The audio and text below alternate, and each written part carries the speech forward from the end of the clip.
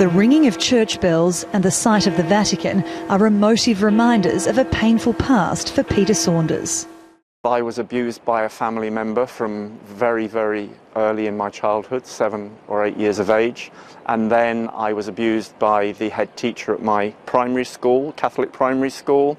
I was then sexually assaulted by 2 Jesuit priests at my secondary school when I would have been 12, 13.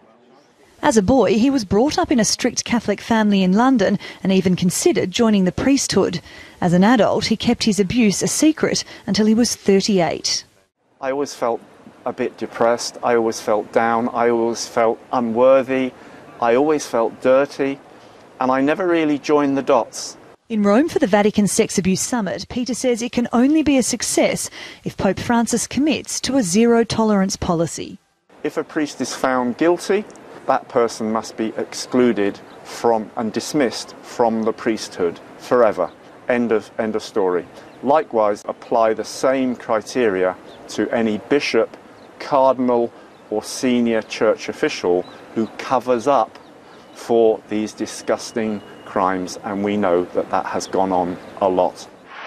But there are no guarantees the Pope, who has convened the summit, will have the answers the survivors want.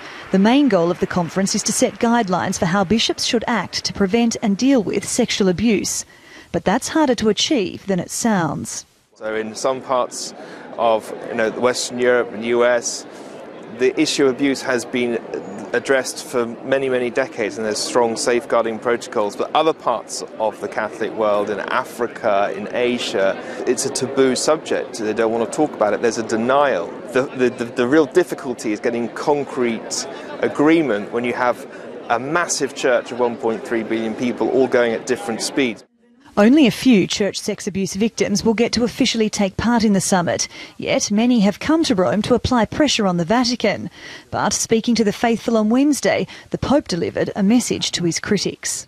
The devil, those who spend their lives accusing, are friends, cousins and relatives of the devil, and this is wrong. There's no doubt that the credibility of the Catholic Church is on the line at this summit. Some critics will say that the meeting is too little, too late, but the Vatican is hoping that this can be a turning point, the start of the long journey to restore its integrity. Sarah Morris, TRT World, Vatican City.